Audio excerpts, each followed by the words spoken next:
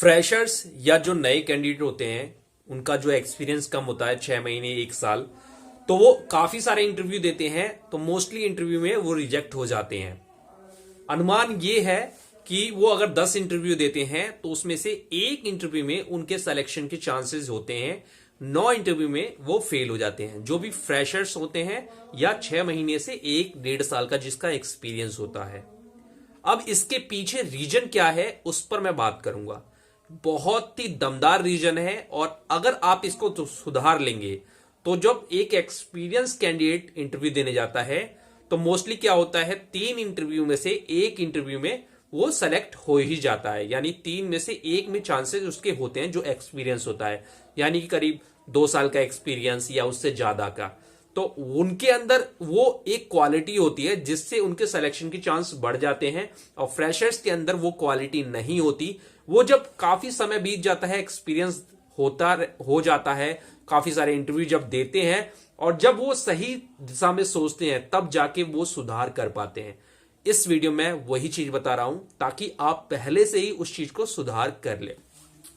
किसी भी इंटरव्यू में सेलेक्ट होने के बहुत सारे रीजन होते हैं, लेकिन आपको पता ही होगा कि जब भी किसी फ्रेशर्स का इंटरव्यू लिया जाता है तो एचआर को भी पता होता है, इंटरव्यू लेने वाले को भी पता होता है कि फ्रेशर्स का मतलब होता है नया आदमी जिसे इंडस्ट्री के बारे में भी पता नहीं होगा, जॉब कैसे करते हैं उसके बारे में भी पता नहीं होगा, जॉब इंटरव्यू देने के बारे में भी नहीं पता होगा। लेकिन वो एक चीज उसमें जरूर चाहते हैं, वो है उसका कॉन्फिडेंस, बॉडी लैंग्वेज और स्ट्रॉन्ग पर्सनैलिटी। ये चीज वो एक फ्रेशर्स के अंदर देखना चाहते हैं। सिंपल सी बात है, क्योंकि उसके पास होता कुछ नहीं है और चीजें। ये एक मेजर कारण होता है। और एक्सपीरियंस जो बंदा होता है उसके पास एक्सपीरियंस के साथ साथ ये सारी एटीट्यूड और कलाएं आ जाती हैं कि मुझे पर्सनैलिटी वाइज स्ट्रॉन्ग कैसे दिखना है, एक मजबूत कैंडिडेट के तौर पर अपने आप को कैसे पेश करना है। अब क्या होता है कि जब एक एक्सपीरियंस पर्सन इंटरव्यू के लिए जाता है तो वो एचआर से ये एक्सपेक्ट नहीं करता कि वो उसे दयावश कोई जॉब देगा या सेलेक्ट करेगा, या वो कोई रिक्वेस्ट भी नहीं करता। भले उसे कितनी भी पैसों की जरूरत हो, काफी दिनों से जॉब उसकी नहीं हो, वो एचआर को ये जाहिर नहीं होने देता कि वो एक स्ट्रॉन्ग कैंडिडेट नहीं है, कमजोर कैंडिडेट है, उसको जॉब की रिक्वायरमेंट है, उसका घर चलाना है, उसको एक मौका दिया जाए। इस तरह की वो कोई भी हरकत नहीं करता। इसीलिए 3 इंटरव्यू में से एक इंटरव्यू में सेलेक्ट हो जाता है। ये एक मोस्टली कारण है। और जब फ्रेशर्स कोई जाता है तो फ्रेशर्स के पास क्या होता है कि एक तो काफी सारी स्किल्स नहीं होती, एक्सपीरियंस नहीं होता, तो वो बार बार रिजेक्ट हो रहा होता है।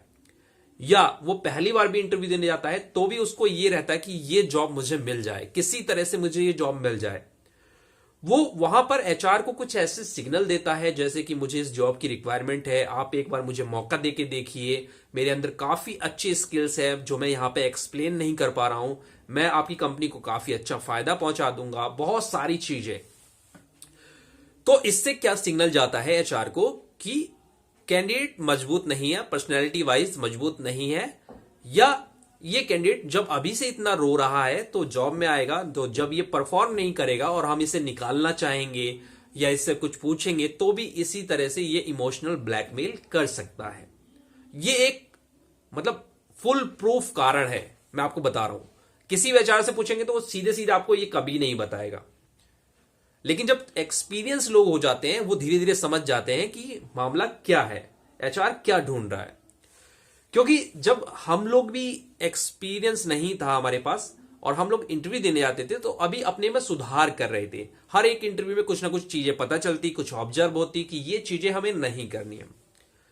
तो जब तक मैंने भी और बहुत सारे कैंडिडेट ने, जब तक हमने अपने आप को कमजोर दिखाया, जॉब की रिक्वेस्ट करी या डिप्रेशन दिखाया वहां पे कि यार मुझे जॉब नहीं मिल रही, बहुत दिन से मैं बेरोजगार हूं, तब तक जॉब नहीं मिली।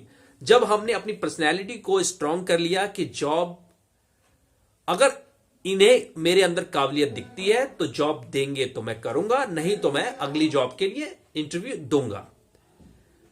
फिर हमने एचआर से कोई ऐसा सिग्नल नहीं दिया और हमारा सिलेक्शन होता चला गया। ऐसे ही काफी सारे कैंडिडेट का होता है। एक्सपीरियंस लोग इस चीज को जोड़ रहे होंगे क्योंकि उनको पता चल रहा होगा कि ये चीज मैं बिल्कुल सही कह रहा हूं। तो क्योंकि जो फ्रेशर्स होते हैं, जो नए लोग होते हैं, उनसे ये भी एक्सपेक्टेशन नहीं की जाती कि वो बहुत अच्छा परफॉर्म करेंगे या उनको जॉब करना आता है, उनको ये मार्केट की नॉलेज है। उनसे एक्सपेक्टेशन की जाती है कि पर्सनैलिटी वाइज स्ट्रांग हो, सीखने का जज्बा हो और कम्युनिकेशन ठीक हो। चलो कम्युनिकेशन थोड़ी सी वीक है क्योंकि पढ़ाई का स्तर तो ऐसा ही रहता है, तो वो भी चलेगा, लेकिन कैंडिडेट कमजोर ना हो। ठीक है, भले उसको जॉब नहीं मिल रही लेकिन वो ये ना दिखाए। तो आप आगे से इस चीज का ध्यान रखिए। ये बहुत ही स्ट्रॉन्ग कारण है कि फ्रेशर्स को 10 इंटरव्यू देते हैं तो वहां पर एक इंटरव्यू में उनके सिलेक्शन के चांसेस होते हैं, बाकी 9 में नहीं होते। तो अगर आपको जॉब जल्दी चाहिए, जल्दी ग्रोथ चाहिए, तो आप अपने जो इंटरव्यू के सिलेक्शन के जो चांसेस है, जैसे 10 में से एक चांसेस है, तो आप इसको और कम कीजिए। आप ऐसा अपनी पर्सनैलिटी को बनाइए, अपनी कम्युनिकेशन को बनाइए कि आप 5 इंटरव्यू दें तो उसमें से एक में सिलेक्शन के चांसेस हो, या 3 इंटरव्यू दें तो उसमें से एक में सिलेक्शन के चांसेस हो। इसी तरह से आपको जॉब मिलेगी। और आप इसको ट्राई करिए, और जो भी आपके नॉलेज में लोग हैं उनको इस चीज को एजुकेशन दीजिए, उस चीज को बताइए कि वो बिल्कुल भी ऐसी गलती ना करें।